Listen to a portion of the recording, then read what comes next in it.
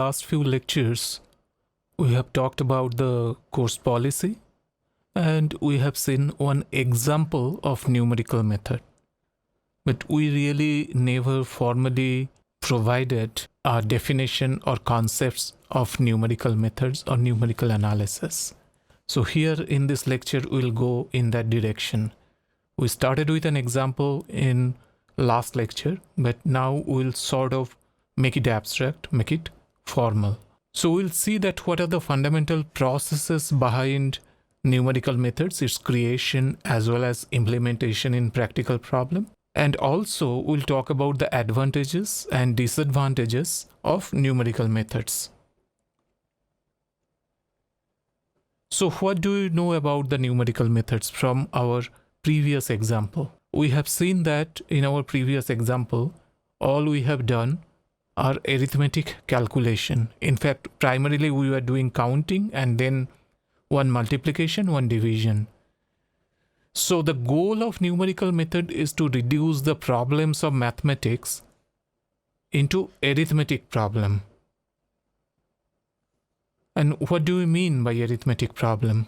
What do we mean that all problems of mathematics will reduce them to working with certain numbers, mostly real numbers, but it could be also integer as well as complex numbers. And also the elementary arithmetic operations of numbers.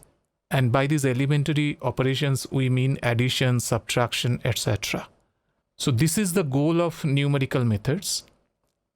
Once we reduce the problem in arithmetic problem, what we do, this arithmetic problem that we have devised, we break it into a series of easy repetitive calculation. For example, in our last example, we were doing was counting.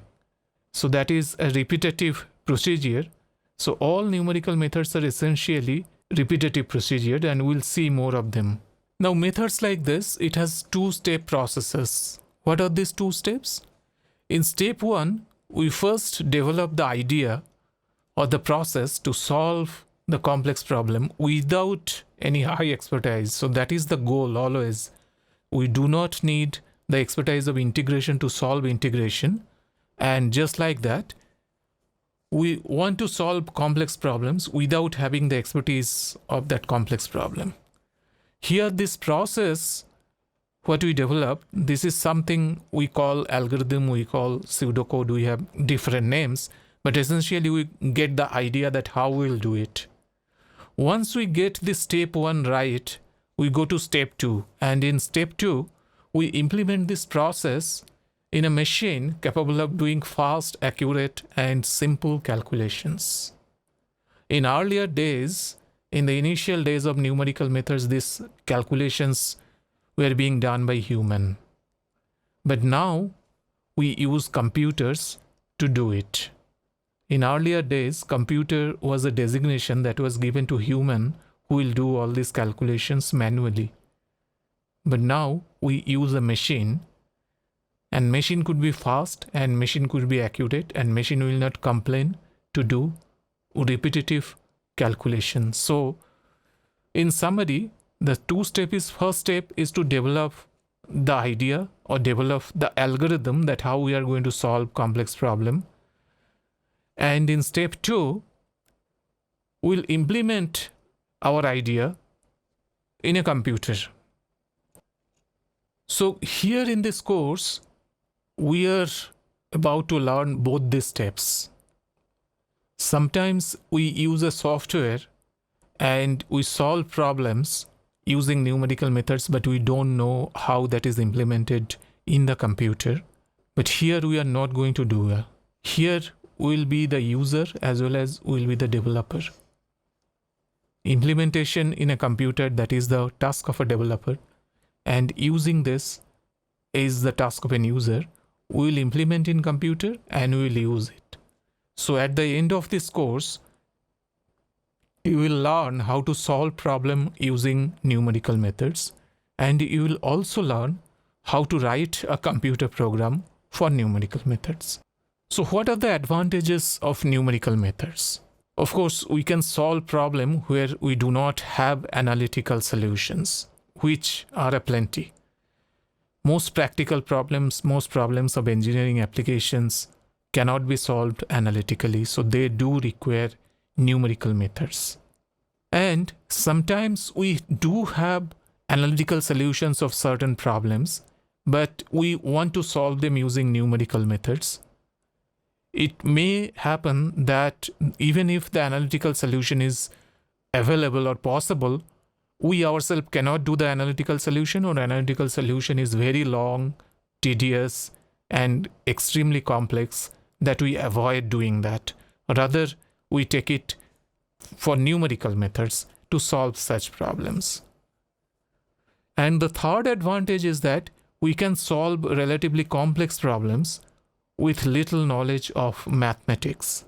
And this is a great advantage which we have already seen in our example, that we can have counting, we can have multiplication, and we can have division to evaluate and integral. So essentially, we didn't use any knowledge of calculus to evaluate integral. But with all these advantages, there are also certain disadvantages of numerical methods. For example, numerical methods only deals with numbers. So the answer you will get from numerical methods will come as numbers. But do we need really numbers for all problems? Sometimes it is not. Sometimes we need an analytical expression from a problem. In such cases, numerical methods can still be helpful, and we'll see later on in this course near the end that how it can be helpful. But it may not be optimal in certain cases. It may be very clumsy to use numerical methods when we do not want the answer to be in terms of numbers, but in terms of expression. Then if we use numerical method there, we have to first get the answers in numbers, and then we have to convert the numbers to expression. That is possible, but that may be clumsy sometime. The second problem of numerical method that you have already seen, that the result which will come, that will always be approximate. So some error will always be associated with the result. It will never be exact, or almost never be exact. So if you are looking for exact answer, then numerical method most of the time probably will not work for you. And the third problem is that for any practical application of numerical methods, at least in nowadays, it will require considerable software and hardware investment. You need a reasonable quality computer and maybe some compilers at least, as well as a plotting software to use numerical methods. In early days of numerical methods, it used to be manual calculations, but now those days are gone. There need to be an investment in hardware and software for using numerical methods. So, just to repeat, we have already discussed it, but just to repeat that, then what do we do in this course? In this course, there are three parts.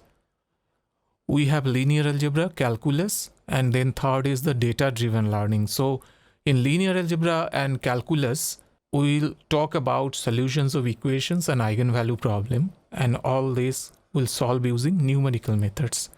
Similarly, in calculus, we'll see how differentiation, integration, we have already seen one method of integration. Similarly, we'll see other methods.